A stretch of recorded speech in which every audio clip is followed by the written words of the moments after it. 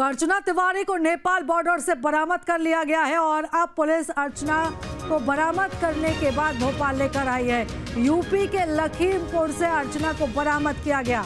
आपको बता दें कि 13 दिन से लापता थी और अब इस पूरे मामले का जल्द पुलिस खुलासा करेगी।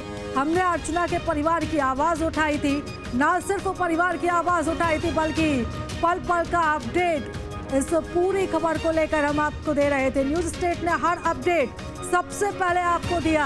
यह मुहिम चलाई और इस मुहिम का बड़ा असर यह हुआ है कि अर्चना तिवारी को सकुशल बरामद किया गया है।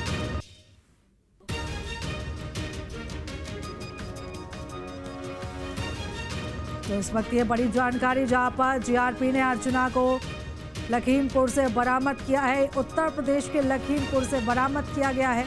नेपाल बॉर्डर यहां से लगती है और नेपाल यहां से करीब 100 किलोमीटर दूर रह जाता है और यहां से अर्चना को बरामद किया गया है।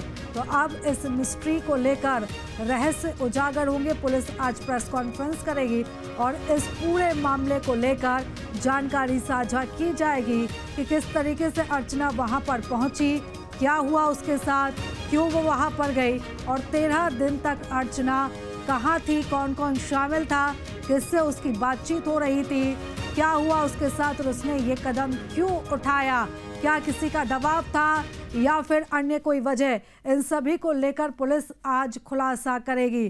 तो आपको बता दें कि अर्चना तिवारी जो पिछले 13 दिन से लापता थी और उसको लेकर सर्चिंग लगातार की जा रही थी। पुलिस टीम एक्टिव थी, साइबर टीम एक्टिव थी और अब उसे बरामद किया गया है। इस खबर पर ज्यादा जानकारी लेंगे हमारे सहयोगी अतुल हमारे साथ जुड़ चुके हैं। अतुल, भोपाल लेकर पुलिस पहुंच चुकी है, क्या अपडेट मिल पा रही है, क्या जानकारी?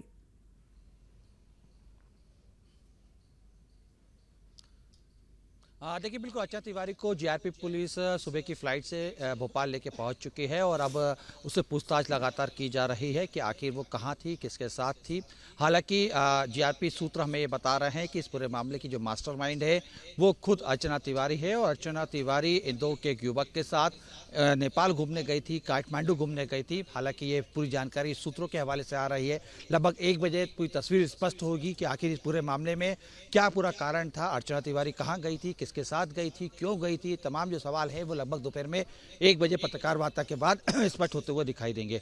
देखिए, जिस तरीके से अर्चना को लाया गया है और सुबह की फ्लाइट से उसको ले आया गया है, अब चूंकि जीआरपी पुलिस तमाम पहलू के ऊपर चर्चा करेगी, तमाम वो सवाल जिसकी जानकारी न केवल जीआरपी पुलिस बल्कि आम लोग भी जानना चाहते हैं कि आखिर अर्चना के साथ क्या हुआ था, अर्चना ने क्या किया, क्या इस पूरे मामले की मास्टरमाइंड खुद अर्चना रही। क्योंकि जिस तरीके से हमें सूत्र बता रहे हैं जीआरपी के, वो इंदौर के एक युवक के साथ काठमांडू घूमने गई थी और उसके बाद आके वो खीरी में रुकी और उस दौरान वो एक होटल में रुकी थी और होटल में रुकने के दौरान उसने एक मोबाइल भी खरीदा था। लेकिन अब तमाम जो चीज़ें हैं वो मोबाइल की जब फ़ोन किया गया, उसने अपनी माँ को जब फ़ोन किया उसके बाद तमाम चीज़ें सामने निकल के आई और जीआरपी पुलिस ने उस मोबाइल फ़ोन की लोकेशन ट्रेस करने के साथ ही जो है खीरी का रुख किया था और उसके बाद उसको बरामद कर दिया गया। हालांकि जानकारी ये भी मिल रही है कि अर्चना बीच में दिल्ली में भी रुकी थी और उसके बाद वो काठमांडू अपने दोस्त के साथ घूमने गई थी।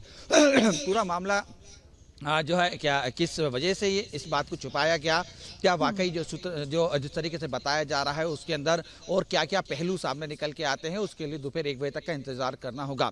लेकिन जीआरपी पुलिस अब लगातार उससे पूछताछ कर रही है। उनके परिजनों को भी इस बात की जानकारी दे दी है। परिजन को भोपाल बुलाया गया है ताकि जब पूछताछ की जा रही हो उस दौरान उसके परिजन भी वहाँ पर मौजूद रहें।